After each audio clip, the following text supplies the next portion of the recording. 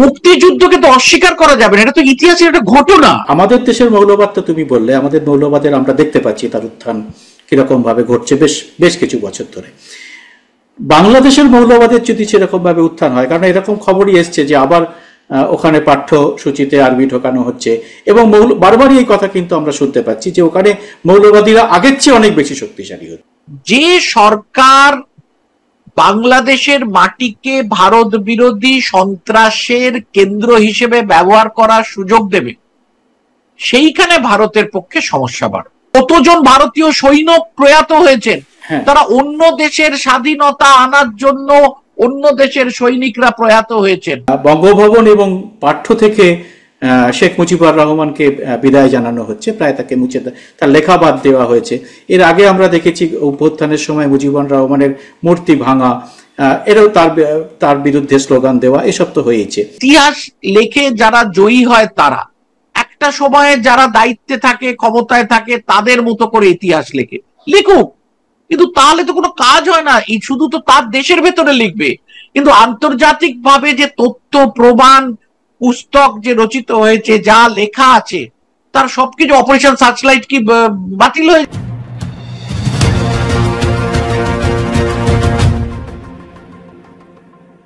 নমস্কার, সবাইকে এই খোলা আড্ডা অনুষ্ঠানে স্বাগত। আমি সুব্রত বসু। আজকে আমাদের সঙ্গে রয়েছেন এমন একজন মানুষ, সাংবাদিক হিসেবে আপনারা অনেকেই তাকে দূরদর্শনের পর্দায় দেখেছেন এবং তার সম্পর্কে জানেন। তিনি স্নেহাশিস সুর, প্রবীণ সাংবাদিক এবং রাজনৈতিক বিশ্লেষক। আমরা স্নেহাশিস দাকে আমাদের আজকের এই অনুষ্ঠানে সমস্ত দর্শকদের পক্ষ থেকে স্বাগত জানাচ্ছি।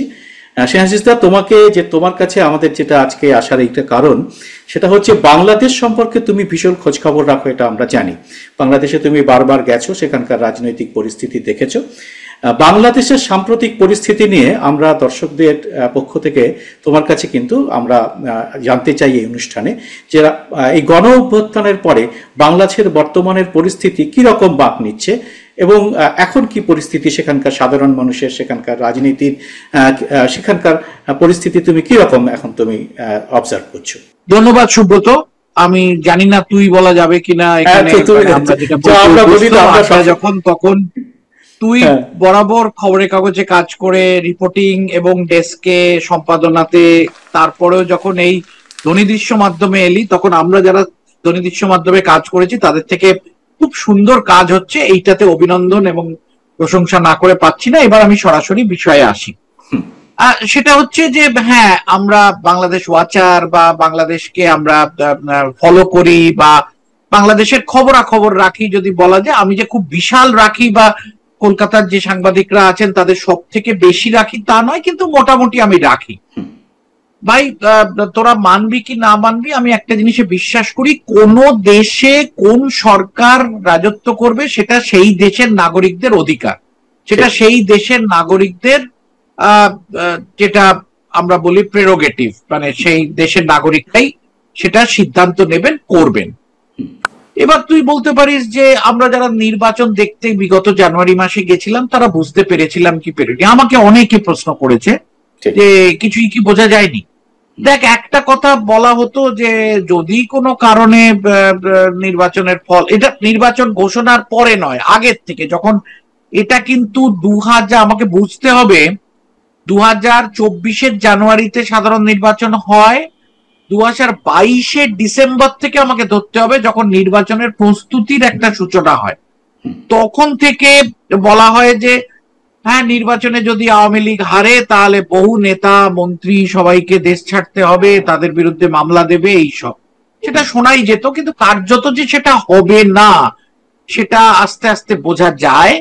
এবং যে নির্বাচনটা হয় সেই নির্বাচনের একটা স্লোগান ছিল, কিভাবে ভোট হচ্ছে, আমরা বনাম মামুরা। খেলা কোথায় হচ্ছে? আমাদের সঙ্গে মামুদের খেলা হচ্ছে। মানে আমি মামার বাড়ি গেছি, এই মাস্তুতো ভাইরা খেলছে একদিকে, আর মামার বাড়ির যে মামাতো ভাইরা আছে যাদের বাড়িতে আমরা গেছি তারাও খেলছে। মানে আওয়ামী লীগের ক দল এবং খ দল, এবং বিএনপি সে বিগত কয়েকটি নির্বাচনে নানা কারণে আসতে পারেনি।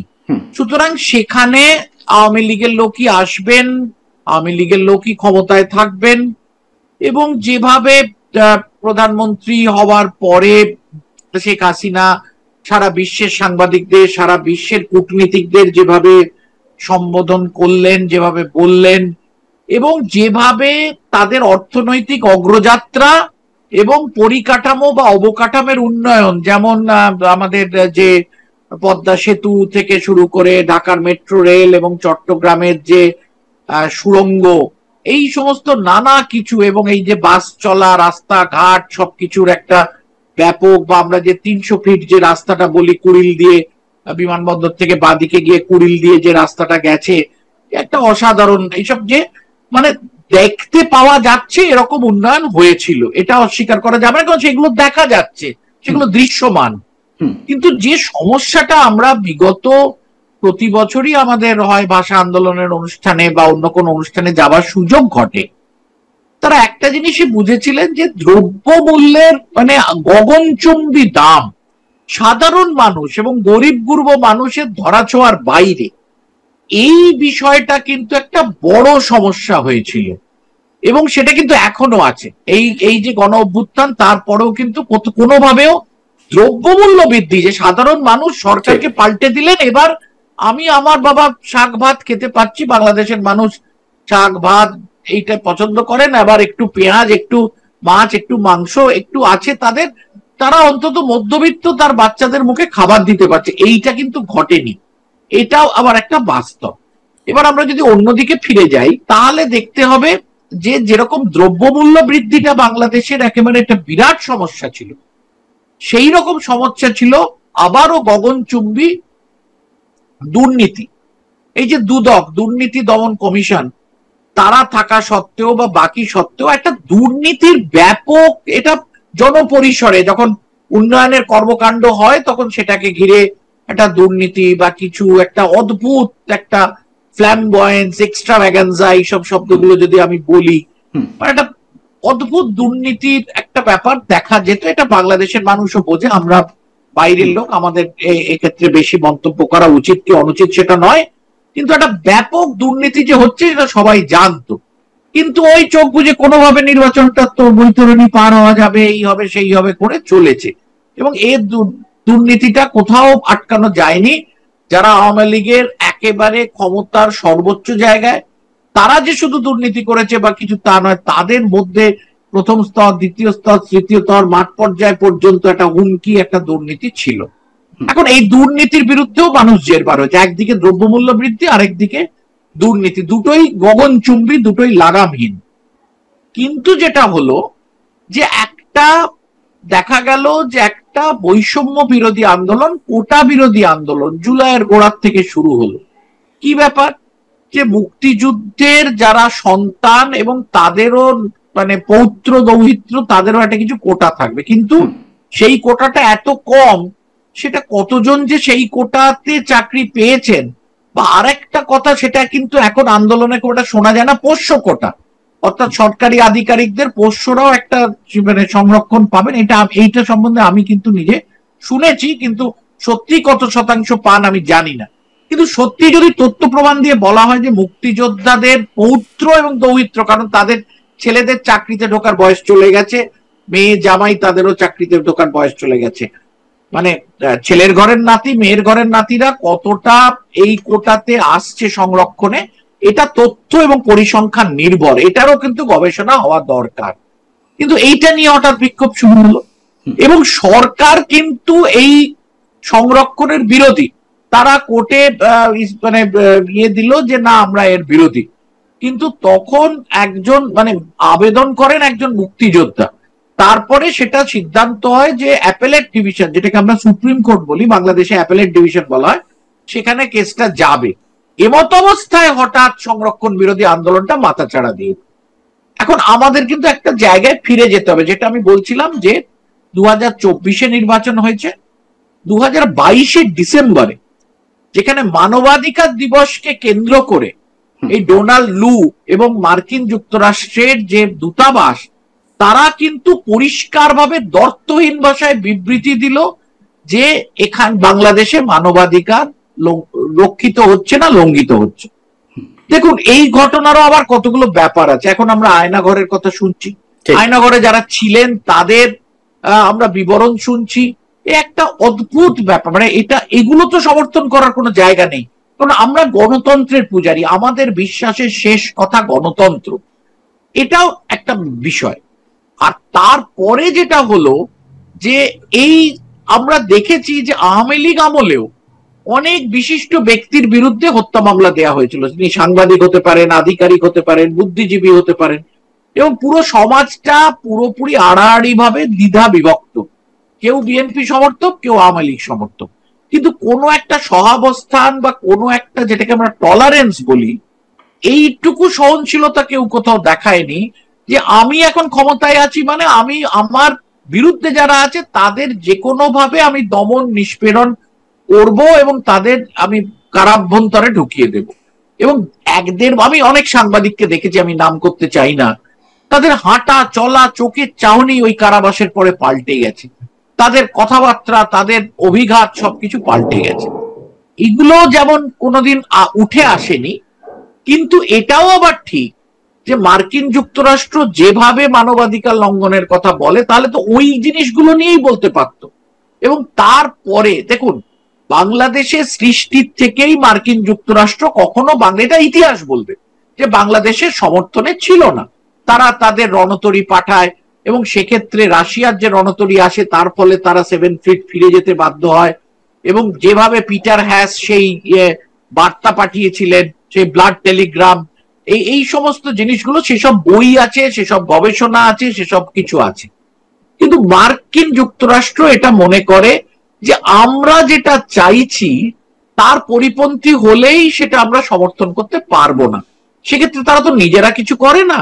এবং দেখবেন আমরা সেইখানে উপস্থিত ছিলাম শেখ হাসিনা জয়ী হওয়ার পর, যেখানে সমস্ত দেশের কূটনীতিক এবং আন্তর্জাতিক সাংবাদিকদের ডাকেন, সেই সম্মেলনে গণভবনেও কিন্তু মার্কিন রাষ্ট্রদূত উপস্থিত ছিলেন, অল্প সময় ছিলেন।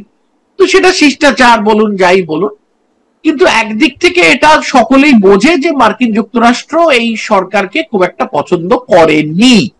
এবং একটা বিষয় দেখুন, আমরা যারা এপার বাংলায় থাকি, বাঙালি হিসেবে নোবেল পুরস্কার জয়ী আমরা মোহাম্মদ ইউনূসকে শ্রদ্ধা করি, এটা নিয়ে কোনো দ্বর্থহীন ভাষায় আমাদের কোনো ইয়ে নেই। আমরা দেখুন অত তার কি সুদের কি হয়েছে, কোথায় কি হয়েছে, এতটা আমাদের জানা সম্ভব নয়। কিন্তু একটা মানুষ তো একটা সংবেদনশীলতা নিয়ে বেঁচে থাকে। ফলে একজন বাঙালি নোবেল পেয়েছেন, তিনি অর্থনীতিতে পেয়েছেন কি শান্তিতে পেয়েছেন, কিন্তু পেয়েছেন।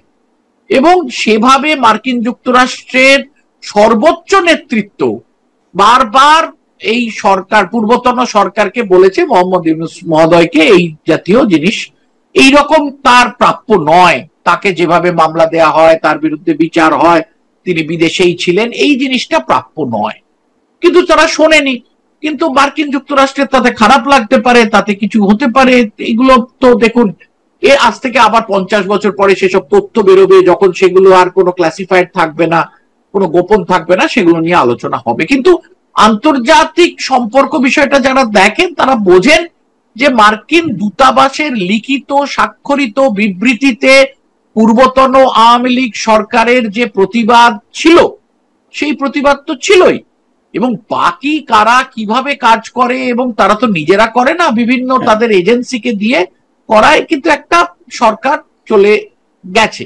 এবং কোটা আন্দোলনটা তার কোটার বিরোধী সরকার, সেই বিরোধটাকে ধরে নিয়ে একটা এক দফা হয়ে গেল বা কি হলো, সেটা আমি ব্যক্তিগতভাবে মনে করি সেই দেশের মানুষ যা মনে করেছেন, যাকে সরিয়ে দেওয়া দরকার, যাকে আনা দরকার, এটা তাদের স্বাধীনতা, সার্বভৌমত্ব আছে, এখানে আমাদের বলার কিছু নেই। আমরা বলার একটাই জায়গা, সুব্রত, হ্যাঁ বল, মুক্তিযুদ্ধকে তো অস্বীকার করা যাবে না, এটা তো ইতিহাসের একটা ঘটনা। আমি এই জায়গাটাই আসতে চাই। আমি তখন ক্লাস 4-এ পড়তাম, আমি তো দেখেছি মুক্তিযুদ্ধর কি। আমার বাবা আইনজীবী ছিলেন, কিন্তু তিনি সিভিল ডিফেন্সের ডিভিশনাল ওয়ার্ডেন ছিলেন, তিনি বেরিয়ে যেতেন, ওই ন্যাটের আসতো, ওই বিমানগুলো আমার দেখা। এবং আমাদের ভয় দেখানো হতো যে যশোর রোড দিয়ে, যে কারণে আমি বারবার যশোর রোডের সূচনা কোথায় ওটা দেখতে গেছি, যশোর রোড দিয়ে পাকিস্তানি বাহিনী চলে আসবে সোজা শ্যামবাজারে, কলকাতার বুকে, এই ভয় আমরা পেতাম। ফলে মুক্তিযুদ্ধে পশ্চিমবাংলা কত মানুষকে আশ্রয় দিয়েছিলেন পশ্চিমবাংলার সাধারণ মানুষ। এবং এটা বুঝতে হবে যে পূর্ববঙ্গ থেকে বিতাড়িত, ধর্মীয় কারণে হোক যাই হোক, অত্যাচারিত মানুষ সেই ইতিহাস ভুলে গিয়ে তাদের নিজস্ব জন্মভূমির স্বাধীনতার জন্য আবেগপ্রবণ হয়েছিলেন, করেছেন। এই যে আমাদের স্বাধীন বাংলা বেতার কেন্দ্র কিভাবে হয়েছে এবং কিভাবে সারা বিশ্বের জনমত গঠনে শ্রদ্ধেয় ইন্দিরা গান্ধীর যে ভূমিকা, ভারতের যে স্বীকৃতি এবং ভারতের যে মুক্তিযোদ্ধা এবং ভারতের প্রাক্তন প্রধানমন্ত্রী অটল বিহারী বাজপেয়ী যে বলেছিলেন যে বিখ্যাত কথা, যে মুক্তিযোদ্ধাদের রক্ত এবং ভারতীয় সেনাবাহিনীর রক্ত একসঙ্গে মিশে গিয়ে পদ্মা দিয়ে গিয়ে এবং অন্যান্য নদী দিয়ে গিয়ে বঙ্গোপসাগরে পড়েছে। এই যে কত বড় কথা, এবং সেখানে সমস্ত দলমত নির্বিশেষে বাংলাদেশ নিয়ে যে প্রস্তাব হয়েছে, সেটা স্বীকৃতি দেওয়ার প্রস্তাবই হোক, বাংলাদেশ যখন স্বাধীন হয়েছে তারকে যখন সংসদে জানানো হচ্ছে, সেগুলো দলমত নির্বিশেষে সবাই কিন্তু সমর্থন করেছেন। ফলে ভারতের কি অবদান, কতজন ভারতীয় সৈন্য প্রয়াত হয়েছেন, তারা অন্য দেশের স্বাধীনতা আনার জন্য অন্য দেশের সৈনিকরা প্রয়াত হয়েছেন। আমি বলছি না যে ভারতের সেনাবাহিনী তাদের স্বাধীনতা এনে দিয়েছে, মুক্তিযোদ্ধাদের সালাম করি আমি, মুক্তিযোদ্ধারা যেভাবে কাজ করেছেন। আমি কলকাতার সাংবাদিকদের কথা শুনেছি সেই সময় যারা ছিলেন বা এখনো আছেন, তারা কিভাবে, কোন সাংবাদিকরা, বিদেশি সাংবাদিকরা ঢাকায় ঢুকতে পারতেন না, তারা কলকাতায় থাকতেন, এবং বাঙালি সাংবাদিকরা গিয়ে সেখান থেকে যে তথ্য পাঠাতেন সেই তথ্যই সারা পৃথিবীতে যেত।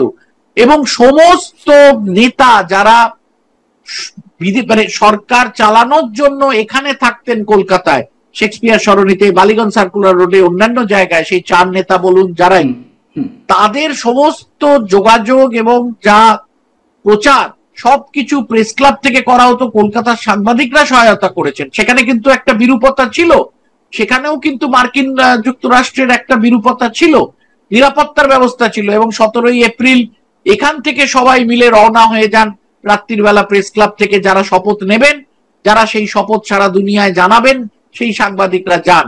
এখন এই ঘটনাগুলোকে তো অস্বীকার করা যায় না, এগুলো তো আমি এইখানটাই স্নেহাশিসদা তোমার কাছে একটা প্রশ্ন আমার থাকবে, সেটা হচ্ছে যে আমরা আজকের খবরের কাগজেই দেখেছি, গতকালই এটা হয়েছে যে বঙ্গভবন এবং পাঠ্য থেকে শেখ মুজিবুর রহমানকে বিদায় জানানো হচ্ছে, প্রায় তাকে মুছে তার লেখা বাদ দেওয়া হয়েছে। এর আগে আমরা দেখেছি অভ্যুত্থানের সময় মুজিবুর রহমানের মূর্তি ভাঙা, এরাও তার বিরুদ্ধে স্লোগান দেওয়া, এসব তো হয়েছে। এই বিষয়টা কতটা, এই প্রসঙ্গে আমার একটাই কথা বলার, আমাদের দেশের জাতির জনক মহাত্মা গান্ধী সম্বন্ধেও নানা মত আছে, অনেক সমালোচনা আছে। তার অহিংস নীতি কি আমাদের স্বাধীনতা এনেছে, না সশস্ত্র বিপ্লবীরা প্রাণ দিয়ে ইংরেজকে ভয় পাইয়ে বিদেয় করেছেন? এখন এগুলো তো তাত্ত্বিক আলোচনা, এগুলো তো হবেই, এগুলো তার দৃষ্টিভঙ্গি, কার কি কথা। আমরা তো একদম এটা মনে করি না যে বাকি চার নেতা, তারাও তো জীবন দিয়েছেন জেলের ভেতরে, বাকি যারা অগণিত মুক্তিযোদ্ধা যারা দেশের জন্য লড়াই করেছেন, ধর্ম বর্ণ নির্বিশেষে, হিন্দু মুসলমান একসঙ্গে, বৌদ্ধ খ্রিস্টান একসঙ্গে। এখন এইগুলো তো ইতিহাস। এখন সেই ইতিহাসকে দেখুন, দেখো ভাই, ইতিহাস লেখে যারা জয়ী হয় তারা, একটা সময়ে যারা দায়িত্বে থাকে, ক্ষমতায় থাকে, তাদের মতো করে ইতিহাস লেখে, লিখুক, কিন্তু তাহলে তো কোনো কাজ হয় না। এই শুধু তো তার দেশের ভেতরে লিখবে, কিন্তু আন্তর্জাতিক ভাবে যে তথ্য প্রমাণ পুস্তক যে রচিত হয়েছে, যা লেখা আছে, তার সবকিছু অপারেশন সার্চলাইট কি বাতিল হয়ে যাবে নাকি? সেখানে কি কি, যে জগন্নাথ হলের সামনে আমি ঢাকায় গেলে প্রত্যেকবার যে কোনো কাজে গেলেও, অন্য কোথাও যাই না যাই, এবং আমার বলতে দ্বিধা নেই, সবসময় যে আমি ঢাকেশ্বরী মন্দিরে গিয়ে প্রণাম করতে পারি তা নয়, অধিকাংশ সময় চেষ্টা করি, কিন্তু আমি জগন্নাথ হলে প্রেস ক্লাব থেকে হেঁটে বা রিক্সা করে যাই। ওই জগন্নাথ হলের যে জায়গাটায় বুদ্ধিজীবীদের হত্যা করা হয়েছিল, সেই জায়গাটায় আমি দাঁড়িয়ে হাত জোর করে কিছুটা সময় নীরবে কাটাই। আমার মনে হয়েছে যে বাঙালি বুদ্ধিমত্তার যে অত্যাচার, নৃশংসভাবে যে হত্যা করেছিল, যে একটা জাতি যাতে মাথা তুলতে না পারে, এইটা তো অস্বীকার করা যাবে না। কি করে যাবে? এই বড় বড় ডাক্তার, বড় বড় অধ্যাপক, বড় বড় চিকিৎসক, চিকিৎসক তো বললাম, বুদ্ধিজীবী, সবাইকে 1000 একবার ওই সার্চলাইটে করা হয়েছে, একবার ওই 14ই ডিসেম্বর যখন দেখছে যে আর রাখা যাচ্ছে না, তখনও সেখানে করা হয়েছে। এখন এইগুলো তো তারা তো প্রাণ দিয়েছেন, বীরাঙ্গনাদের কথা তো আমরা জানি। এখন কার কি অবদান, তার নীতি কি ছিল? দেখুন, বঙ্গবন্ধু বাকশাল করেন ফিরে আসার পর, এবং তার হত্যার মধ্যে ঘটনাটাতে তিনি কতটা জনপ্রিয় ছিলেন, তার নীতিগুলো কতটা সময় উপযোগী ছিল, কতটা কার্যকরী ছিল, কতটা দেশাত্মবোধক ছিল, সে তো বর্ষিয়ান নেতারাও অনেক সময় তার সঙ্গে একটু দূরত্ব করেছিলেন, বাকিরা কি করেছিলেন এগুলো তো আছে, এগুলো তো ইতিহাস বিচার করবে, লোকে গবেষণা করবে, যা ঘটনা সেটা লোকে বলবে। কিন্তু আমি তাকে বিদায় দিতে পারি, ব্যক্তিটা বড় কথা নয়, কিন্তু স্বাধীনতা সংগ্রাম, মুক্তিযুদ্ধ কি করে বিদায় দেয়া যাবে? এটা তো যদি কেউ, আমার ইতিহাসকে আমি ভুলে যাই, বাঙালি এমনিতেই আত্মবিস্মৃত জাতি, আমি যদি ভুলে যাই তাহলে তো একটা একটা আমি চেপে মুখ বন্ধ করে ওটাকে আমি কালো কালি দিয়ে পুছে দিতে পারি। আবার একটা সময় আসবে বা দেশ বিদেশের অন্য জায়গাতেও সেইগুলো হয়তো আলোচিত হবে, আমি কি করে মুখ বন্ধ করব? এটা তো ঘটেছে, ঘটিত অতীত। আমি আবারও বলছি, কোন দেশ কে শাসন করবে সেটা সম্পূর্ণ সেই দেশের নাগরিকের কথা, কিন্তু যেটা ঘটেছে সে তো ইতিহাসের লেখা। চুকনগরে এতজন মানুষকে হত্যা করা হয়েছিল, এটা খুলনা থেকে যশোরের মাঝখানে যে দুটো রাস্তা আছে, একটা এইদিকের রাস্তা একটা ওইদিকে, ওই রাস্তা দিয়ে চুকনগরে, মানে যেটা বলা হয় যে দ্বিতীয় বিশ্বযুদ্ধের পর এক জায়গায় একসঙ্গে এতজন মানুষকে গণহত্যা করা হয়েছে। তো এই ঘটনা কি মানে ভুলে যাবে? এটা কেন, তাদের কেন গণহত্যা, কেন উদ্বাস্তু, এত উদ্বাস্তু? ত্রিপুরা যে রাজ্য, তাদের নিজের জনসংখ্যার থেকে বেশি সংখ্যার উদ্বাস্তুকে তারা নিজেরা যা খেয়েছে মনে করেছে আমরা যা খাবো অন্যরাও যাতে অন্তত বেঁচে থাকার মতো খেতে পারে। তো এইটা তো দিয়েছে ধর্ম বর্ণ, কোনোদিন এই সবগুলো কে হিন্দু কে মুসলিম এগুলো কোনোদিন হয়নি। ঠাকুর ঘরে তাকে আশ্রয় দিয়েছে, আবার এখান থেকে যারা গেছে সাংবাদিকরা তারা মসজিদের ভেতরেও আশ্রয় নিয়েছে। এবং আমাদের প্রেস ক্লাবের আমরা তাদের সৌধ করেছি, কলকাতা বিশ্ববিদ্যালয়ের প্রাক্তন 2 ছাত্র তারা সেখানে প্রাণ দিয়েছে, তারা বিমূর্ত সাংবাদিক মানে বিযুক্ত সাংবাদিক, ফ্রিল্যান্সার সাংবাদিক হিসেবে আগরতলা থেকে কুমিল্লায় ঢুকেছিল ধীরেন দত্তর হত্যার খবর করার জন্য। ধীরেন দত্তর কথাও তো আমরা জানি, যোগেন মন্ডলের কথাও তো জানি। এখন ধীরেন দত্ত যিনি বাংলা ভাষাকে করেছেন, আমি কি 21শে ফেব্রুয়ারি, আমি জানি না, আমরা অধীর আগ্রহে তাকিয়ে আছি যে 21শে ফেব্রুয়ারিকে কি করবেন। ইতিহাস কি ভুলে যাওয়া যায়? এখানে একজন ব্যক্তি বা দুজন ব্যক্তি নয়, এখন হচ্ছে যারা মুক্তিযুদ্ধ করেছিলেন তাদের কি করে ভুলে যাব? তারা তো পূর্বসূরি, এইটা বুঝতে হবে। আমি তার শাসন ব্যবস্থার বিরোধী হতে পারি, সেটা নিয়ে আমার সমালোচনা থাকতে পারে, কিন্তু আমি ইতিহাসকে কি করে মুছে দেবো? সুব্রত, এই তুমি এটা খুব চমৎকার বললে। আমি একটা এই প্রশ্নটাতেই আসছিলাম যে বঙ্গভবন থেকে মুজিবরের ছবি সরিয়ে দেওয়া বা পাঠ্য বই থেকে মুজিবকে সরিয়ে দেওয়ার মানেই কি তাকে মুছে দেওয়া? তুমি সেটা অনেকটা করলে। আমাদের কলকাতায় শেখ মুজিবুর রহমানের অনেক স্মৃতি আছে, সে স্মৃতিগুলো রক্ষা করা হচ্ছে। এবং তার মধ্যে একটা খুব বড় আমাদের গর্ব যে প্রেস ক্লাবের কথা তুমি বারবার বললে, তুমি যে প্রেস ক্লাবের এখন সভাপতি কলকাতা প্রেস ক্লাবের, সেখানেও আমরা মুজিবের স্মৃতিকে সংরক্ষণ করছি। আমরা মুজিবের স্মৃতি তুমি সেখানে সুন্দরভাবে রেখেছো।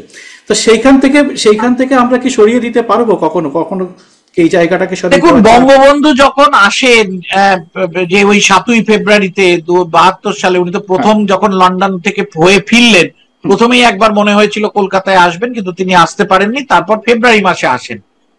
সেই সময় কিন্তু ওনার নিরাপত্তার জন্য প্রেস ক্লাবে সাংবাদিক সম্মেলনটা করা যায়নি, রাজভবনে হয়েছিল, কিন্তু উদ্যোক্তা ছিল প্রেস ক্লাব। তো এটা তো ইতিহাস। বা এখানে বঙ্গবন্ধুর সেখানে কি আছে? বঙ্গবন্ধুর নামাঙ্কিত একটা জায়গায় কোভিড এর সময় সাংবাদিকরা দপ্তরে যেতে পারতো না, কেন্দ্র আছে, তো ঠিক আছে, সেটা বাংলাদেশ সরকার যে নাম মনে করবে যা করবে। আমাদের দেখুন, বঙ্গবন্ধুর প্রতি শ্রদ্ধা, এটা শুধু বঙ্গবন্ধু নয়, মুক্তিযুদ্ধের প্রতি শ্রদ্ধা। বঙ্গবন্ধু তো ছিলেন কারান্তরালে, কিন্তু বাকিরা যারা চালিয়েছেন সেই মুক্তিযোদ্ধা, যারা শেক্সপিয়ার সরণিতে থাকতেন, বালিগঞ্জ সার্কুলার রোডে থাকতেন, সেই 4 নেতা সহ বহু মানুষ, স্বাধীন বাংলা বেতার কেন্দ্র যারা চালাতেন, সাধারণ মানুষ, তো তাদের প্রতি তো আমাদের শ্রদ্ধা থাকবে। তারা তো 1-2জন এখনো বেঁচে আছেন, অনেকেই এপার বাংলায়ও বেঁচে আছেন, ওপার বাংলায়ও বেঁচে আছেন। ফলে এই ইতিহাসকে তো মুছে দেওয়া যায় না। বা আমরা কেন ইতিহাসকে মুছে যেতে দেবো? আমরা তো বলছি আমাদের জাতির পিতা নিয়েও অনেক তথ্য প্রমাণ বক্তব্য আছে, এটা নিয়ে ভালো কথা মন্দ কথা আমরা বলি। গণতন্ত্রে বিভিন্ন ধরনের মত থাকবে, আমরা মত নিয়ে বলবো, একটা আলোচনা হবে, সেখানে এ কি করেছিলেন, ও কি করেছিলেন, কে ঠিক।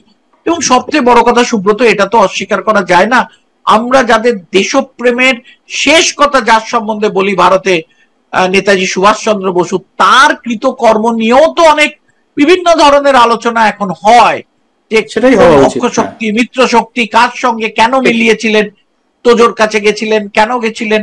এইগুলো তো থাকবে, তো জনপরিসরে এই আলোচনা হবে, বিশ্লেষণ হবে, নৈবর্তিক ভাবে হবে, কিন্তু মুছে দেওয়াটা তো সম্ভব নয়। তা তো ইতিহাসের ওপরে ভিত্তি করে প্রজন্ম, তাহলে কি করে হবে? কারুর বাবা মুক্তিযোদ্ধা, কারুর দাদু মুক্তিযোদ্ধা, কারুর প্রতিবেশী মুক্তিযোদ্ধা, কারুর মামা মুক্তিযোদ্ধা, কারুর খালা মুক্তিযোদ্ধা, তো সে কি চলে যাবে? মুক্তিযোদ্ধারা কি মুছে যাবে? এটা কি করে সম্ভব? আমি এবার একদম রাজনৈতিক তোমার কাছে একটুখানি জানতে চাইবো, সেটা হচ্ছে যে বাংলাদেশে এখন আবার একটা উত্তপ্ত পরিস্থিতি তৈরি হয়েছে। তুমি নজর করছো, তুমি আরো ভালো বলতে পারবে, যে আওয়ামী লীগ আবার তারা শক্তিশালী হয়ে তারা রাস্তায় নামতে চাইছে, তাদের নিষিদ্ধ ঘোষণা করা হচ্ছে। এই ব্যাপারটা তুমি যদি একটু আমাদের দর্শকদের বিশ্লেষণ করো। দেখো, খুব যে সুব্রত, দেখ, খুব শক্তিশালী হয়ে যে তারা আসতে পারছে এটা বললে হয়তো একটু অত্যুক্তি বলা হয়। যেমন আমরা একটা দেখেছি যে চট্টগ্রামে হোক, অনেক জায়গায় হোক, সংখ্যালঘুরা কিন্তু দাঁড়িয়ে, তাদের হারাবার কিছু নেই, তারা বুক ফুলিয়ে দাঁড়িয়েছে যে হ্যাঁ আমাদের স্বাধিকার বিঘ্নিত হচ্ছে, তা আমরা এসে দাঁড়িয়েছি, দেখি কে আমাদের গুলি করে। তাহলে তো সারা পৃথিবী আছে, সংখ্যালঘুদের উপর যদি অত্যাচার হয়, এক সময় তো অত্যাচার হয়েছিল বলেই তো বিভিন্ন দেশ বাংলাদেশের মুক্তিযুদ্ধকে সমর্থন করেছিল। তারা একটা খানিকটা যে একটা জায়গায় ঠেকে গেছে, পিঠ ঠেকে গেছে, এটাও যেমন আছে, সেরকম আওয়ামী লীগ একেবারে শূন্য হয়ে, যেটা আমি জানি না, আমি এর মধ্যে যাইনি বা এর মধ্যে যে সকলের সঙ্গে কথা হতে পারে তা নয়, কিন্তু যেটুকু আমরা দেখছি তাতে দেখা যায় যে একেবারে শূন্য হয়ে যায়। দেখুন, এটা সুব্রত তুমি জানো যে অনেক নেতা বিদেশে, সর্বোচ্চ নেতৃত্ব থেকে তার পরের যে মানে যে মাত্রা, সেই সকলেই বাইরে। কিছু লোক গা ঢাকা দিয়েছেন, আত্মগোপন করেছেন, কিছু লোক কারান্তরালে, কিছু লোক পালিয়ে আছেন। ফলে তারা যে খুব একটা কিছু করতে পারছে তা নয়, ফ্ল্যাশ মবের মতো মাঝে মাঝে দু একটা জায়গায় কিছু একটা করছেন। ছাত্রলীগ নিষিদ্ধ হয়েছে, আজ বাদে কাল আওয়ামী লীগও নিষিদ্ধ হতে পারে। এখন একটা বিষয় হচ্ছে, তাহলে কি দাঁড়াবে, কি হতে চলেছে? এখন এই সরকার দ্রব্যমূল্য বৃদ্ধি নিয়ন্ত্রণ কতটা করতে পারছেন, এইটা হচ্ছে সব থেকে বড় কথা। তুমি যাকে সরালে, একজন সাধারণ মানুষ কি ভাববে যে আমার কাছে ক যা খ তা, ক আমাকে এই দিত, খ কি দিচ্ছে, তার কাছে কে শাসন করছে, কে অত্যাচারী তা নয়। সাধারণ মানুষ কিন্তু, আমরা নির্বাচনের সময়ও গিয়ে দেখেছি, সে বাড়ি যায়নি ভোট দিতে একটাই কারণে, তার কারণ হচ্ছে দ্রব্যমূল্য বৃদ্ধি, সে পাচ্ছে না সংসার চালাতে। যদি এখন সে দ্রব্যমূল্য বৃদ্ধি আরো বাড়তে থাকে, তাহলে কিন্তু এই অন্তর্বর্তী সরকারের পক্ষে একটা সমস্যা আছে। এখন তাদের অগ্রাধিকার কি? তাদের অগ্রাধিকার কি আমি পাঠ্যসূচি পরিবর্তন করব? তাদের অগ্রাধিকার কি আমি ধর্মীয় মৌলবাদকে এগিয়ে দিতে জায়গা করব? নাকি দ্রব্যমূল্য বৃদ্ধি কমাবো, দুর্নীতি কমাবো? নাকি আমি আগের যেমন আওয়ামী লীগ তাদের প্রতিহিংসা করেছে, তাহলে এই সরকারে যদি প্রতিহিংসা আছে, তাহলে তো জেলের ভেতরে আগেও যা করেছে এও যা করেছে, তাহলে আমি বদলটা করলাম কেন? আমাকে তো বুঝতে হবে যে আমি ফরগিভ নাও করতে পারি, আমাকে তো ফরগেট করতে হবে, বা নতুন দিশা দেখাতে হবে। এবং এক্ষেত্রে আরেকটা বিষয় সকলেই যেটা জানতে চাইছে, আমি জানি তুই হয়তো জিজ্ঞেস করবি, যে মার্কিন যুক্তরাষ্ট্রে ক্ষমতা বদল হয়েছে। আমি শ্রদ্ধেয় অধ্যাপক আলী রিয়াজ মহোদয়ের কথাই বলবো পুনরুক্তি করে। তিনি, আমরা জানি, ইলিনয় বিশ্ববিদ্যালয়ের একজন বিদগ্ধ অধ্যাপক ছিলেন এবং বাংলাদেশ সম্বন্ধে উনি খুবই গুণী, এবং বর্তমানে তিনি সংবিধান সংশোধন যে সমিতি তার প্রধান। এবং আলী রিয়াজ মহোদয় কিন্তু বিবিসিতে এবং অন্য জায়গায় খুব সুন্দর করে বলেছেন যে একটা সরকারের নেতৃত্ব বদল মানে সেই সরকারের, মানে আগের সরকারের নেওয়া সমস্ত কর্মসূচির বদল হয় না, বা নির্বাচনে জিততে কোনো একজন লোক সে সংখ্যালঘুদের কথা, বাংলাদেশের কথা কি বলেছেন সেটাই বড় কথা নয়। এটা হচ্ছে সর্বোচ্চ ক্ষমতা প্রাপ্ত একটা অহংকারী দেশ, সে দেশ যখন একটা সিদ্ধান্ত করেছে, হ্যাঁ হয়তো অতটা ওই হারে হয়তো সেটার কার্যক্রম হবে না, মানে সেই হারে রূপায়িত হবে না, কিন্তু তারা যে একেবারে 180 ডিগ্রি পেছন ফিরে যাবে তাও নয়। এবং এখানে সেন্ট মার্টিনের কথা, সত্যি কথা, আমরা এখান থেকে বসে সত্যি কেউ সেন্ট মার্টিন চেয়েছিল কিনা, এবং দিয়েগো গার্সিয়া, আমরা যারা প্রথম সাংবাদিকতার দিকে যখন আসি, তখন দিয়েগো গার্সিয়ার মার্কিন ঘাঁটি, এবং এই জায়গায় ঘাঁটি কিন্তু যতই হোক যে কোনো জায়গা থেকে মানুষ যে কোনো জায়গায় যেতে পারে, কিন্তু একটা যাতায়াতের সময়, অ্যাকশন টাইম যেটাকে বলে, এদিকে চীন আছে, দক্ষিণ পূর্ব এশিয়া আছে, মানে সেন্ট মার্টিনে যদি একটা পাওয়া যেত, সত্যিই তারা কি চেয়েছিল, কে দেয়নি কি না, আমার মতো সাংবাদিকের পক্ষে এটা সম্ভব না, কিন্তু কথা তো উঠছে। যেমন পিটার লুর কথা উঠছে, তার বিবৃতি, তার কার্যক্রম, তার অতীত, সেই কথা উঠছে। এখন মার্কিন সরকার যে একেবারে পুরোটা 180 ডিগ্রি চলে যাবেন বিপরীতে সেটাও নয়, কিন্তু হয়তো কি হবে সেটা সময় জবাব দেবে। হয়তো অতটা জোর কদমে এগিয়ে যাবে, এটা বুঝতে হবে। মার্কিন যুক্তরাষ্ট্রের কাছে বাংলাদেশ কিন্তু খুব একটা গুরুত্বপূর্ণ নয়। যেমন অধ্যাপক আলী রিয়াজ বলেছেন যে নতুন মার্কিন প্রেসিডেন্টকে যদি একটা মানচিত্র দিয়ে, বিশ্বের মানচিত্র দিয়ে বলা হয় বাংলাদেশটা কোথায়, তিনি সংশয় প্রকাশ করেছেন যে নতুন রাষ্ট্রপতি সেটা এটা একটা প্রতীকী কথা। তিনি পারবেন কি পারবেন না তা নয়, অগ্রাধিকারের ক্ষেত্রে কতটা, আমি অধ্যাপক আলী রিয়াজের কথা ধরেই বলছি যে এটা এক্ষুনি পুরো পাল্টে যাবে তা নয়, কিন্তু একটা তো প্রভাব থাকেই। এবং সত্যি কথা এটাও তো অস্বীকারের নয়, ভারতেরও অনেক প্রভাব একসময় ছিল, একসময় আবার কমেছে, বেড়েছে কোনো একটা শাসনে। এবং একটা কথা আমি যেটাকে শেষ কথা বলে ব্যক্তিগতভাবে আমার ঘটনাচক্রে, আমি 93 সালের সার্ক সম্মেলন থেকে আমার বাংলাদেশ যাওয়া শুরু, সেখান থেকে আমার যেটুকু যাতায়াত যা হয়েছে, যে সরকার বাংলাদেশের মাটিকে ভারত বিরোধী সন্ত্রাসের কেন্দ্র হিসেবে ব্যবহার করার সুযোগ দেবে, সেইখানে ভারতের পক্ষে সমস্যা বাড়ে। এবং অতীতে এটা হয়েছে যে একটা সময়ে সরকার কিন্তু দিয়েছে এখানকার যারা বিচ্ছিন্নতাবাদী আন্দোলনের লোক, সন্ত্রাসবাদী আন্দোলনের লোক উত্তর পূর্ব ভারতে বা অন্য কোথাও, তারা ওখানে গিয়ে আশ্রয় নিয়েছে, ঘাঁটি গেড়েছে। এখন প্রতিবেশী হিসেবে, আমি তো প্রতিবেশীকে প্রাক্তন রাষ্ট্রপতি প্রণব মুখোপাধ্যায়ের কথার সূত্র ধরে বলতে হয় যে আমার তো কোনো জায়গা নেই যে কে আমার প্রতিবেশী হবে, সেটা তো আমি নির্বাচন করতে পারবো না, সেটা তো হয়ে আছে। ফলে প্রতিবেশীর সঙ্গে সুসম্পর্ক আমাকে রাখতে হবে। 4000 কিলোমিটারের সীমান্ত, এবং এইটা আমাকে বুঝতে হবে যে ওইখানের জমি যদি ভারত বিরোধী সন্ত্রাসমূলক কাজে ব্যবহৃত হয়, এবং মৌলবাদ, আমাদের দেশে যে মৌলবাদ মাথা চড়াচ্ছে না এই কথা যদি আমরা বলি, তাহলে আমরা কিন্তু সত্যের অপলাপ করব। পৃথিবীতে মৌলবাদ ছড়াচ্ছে, সুতরাং মৌলবাদ যাতে ছড়াতে না পারে, সুস্থ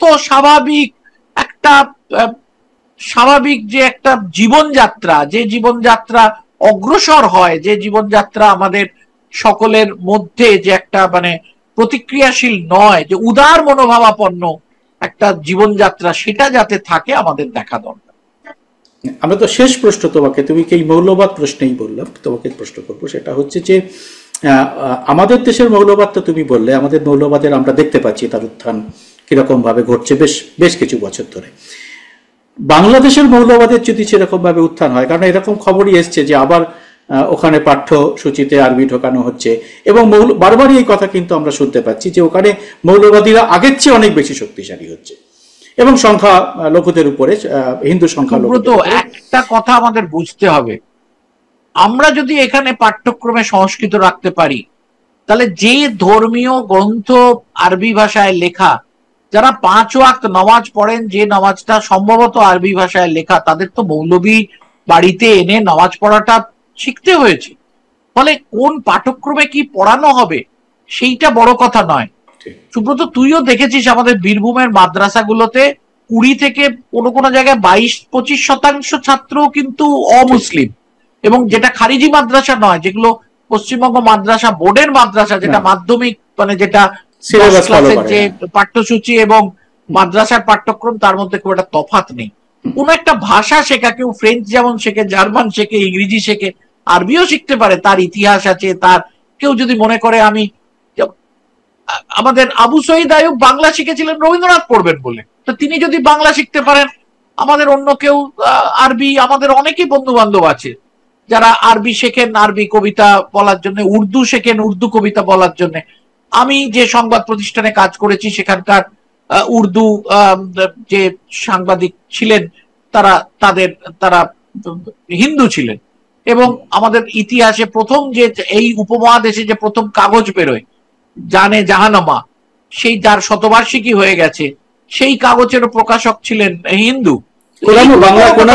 কোরআন প্রথম বাংলা অনুবাদ করেছিলেন এক হিন্দু। হ্যাঁ, তো এগুলো কোনো ভাষা শেখাটা বড় কথা নয়। বা যদি আজকে জিন্নাত জন্মদিনও পালন করা হয়, সত্যি কথা বলতে জিন্নাত তো বম্বেতে থাকতেন, জিন্না তো ঠিক আছে, যদি কাইজে আজম হয়তো একজন মানুষ, তো তিনি আমার পাশের দেশের, যদি আমি ব্রিটেনের রানীর জন্মদিনের উৎসবে কোথাও যেতে পারি, কোথাও দূতাবাসে, তো কোথাও যদি কেউ করেন, আমার ওই রকম একটা ছোঁয়াছুঁই বাতিক নেই। কিন্তু কথা হচ্ছে আমার চিন্তা ভাবনা কতটা ধর্ম নিরপেক্ষ। ধর্ম আমার নিজের, আমি 5 ওয়াক্ত নামাজ পড়তে পারি, কিন্তু আমরা তো এই, আমি প্রথম ঢাকেশ্বরী মন্দিরে গেছি, আমার একজন মানে বাংলাদেশের অগ্রজ সাংবাদিক, তিনি ধর্মে মুসলিম, তিনি আমাকে গাড়ি চালিয়ে নিয়ে গেছেন, আমার পরিবারের ছবি তুলে দিয়েছেন ঢাকেশ্বরী মন্দিরের সামনে। আমরা এভাবেই বড় হয়েছি একটা কলকাতার কসমোপলিটন সমাজে। আমাদের কাছে ধর্মটা ব্যক্তিগত ব্যাপার, কিন্তু মৌলবাদটা নয়। আমার একটা উদারতা, আমার একটা যে প্রোগ্রেসিভ ব্যাপার, এই বিষয়টা আমার চিন্তা চেতনায় থাকতে হবে। মুক্তিযুদ্ধে কে মুসলিম ছিলেন কে হিন্দু ছিলেন সেটা বড় কথা ছিল না। মুক্তিযুদ্ধের চিন্তা চেতনার আরেকটা বিষয় হচ্ছে ধর্মনিরপেক্ষতা। এখন কোন দেশে তার সংবিধানে ধর্মনিরপেক্ষতা রাখতে পেরেছে পারেনি সেটা আলাদা কথা। এবং এখনকার যে মৌলবাদী যে সব সংগঠন, তারা কতটা আগেকার মতো কট্টর মৌলবাদী, অন্যান্য জায়গার মৌলবাদী, এবং এক একটি ধর্ম যদি ইন্দোনেশিয়ায় কিভাবে পালিত হয়, মালয়েশিয়ায় কিভাবে পালিত হয়, বাংলাদেশে কিভাবে পালিত হয়, বাংলাদেশের জামাত সম্পর্কে কিভাবে পালিত হয়, এবং আমাদের যে সিআইএস, রাশিয়ার যে আগের যে দেশগুলো ছিল, আজারবাইজান, তারপরে এই সমস্ত দেশগুলোতে কিভাবে পালিত হয় সেটা সবাই জানে। ফলে আমার উদারতা, চিন্তা চেতনার উদারতা কতটা থাকবে, অগ্রগতির ভাব কতটা থাকবে, সেটাই বড় কথা। চমৎকার বলেছেন আশিস দা। আমরা শুনলাম প্রায় 8 ঘন্টার অনুষ্ঠান, আমরা সেটাকে ক্রস করে চলে গেছি, সেই সময়টাকে আমরা পার করে চলে গেছি। এত সুন্দর তুমি বলছিলে। আমার মনে হয় দর্শকদের তুমি অনেক রকম চিন্তার খোরাক তোমার কথার মধ্যে দিয়ে তুমি দিলে। এবং আমার দর্শকদের কাছে একটা অনুরোধ থাকবে, সেটা হচ্ছে স্নেহাশিস দা যে কথাগুলো বললেন, আপনি তার সঙ্গে একমত হন বা একমত না হন, আপনি অবশ্যই কমেন্ট বক্সে আপনার সুচিন্তিত মতামত আপনি অবশ্যই লিখবেন। এবং সেই সঙ্গে আপনাদের কাছে আরেকটা আবেদন থাকবে, সেটা হচ্ছে আমাদের এই চ্যানেলটা যাতে আপনারা সাবস্ক্রাইব করে নোটিফিকেশন বেলটি চালু করে রাখলে আমরা এরকম অনুষ্ঠান করতে আরো উৎসাহ পাবো। স্নেহাশিস দা, তোমাকে অনেক অনেক ধন্যবাদ, তুমি তোমার মূল্যবান সময় আমাদের আজকে দিলে, এবং যারা আপনারা অনুষ্ঠান দেখলেন তাদের সবাইকে নমস্কার। সুব্রত, তোকেও ধন্যবাদ। আমার কথা শোনার তো একটা জায়গা হলো, যদি 2-4 জন মানুষ শোনেন এবং ঠিক বললাম ভুল বললাম সেটা আমার কাছে সব থেকে পাথেয় আগামী দিনের জন্য। ধন্যবাদ, নমস্কার। নমস্কার।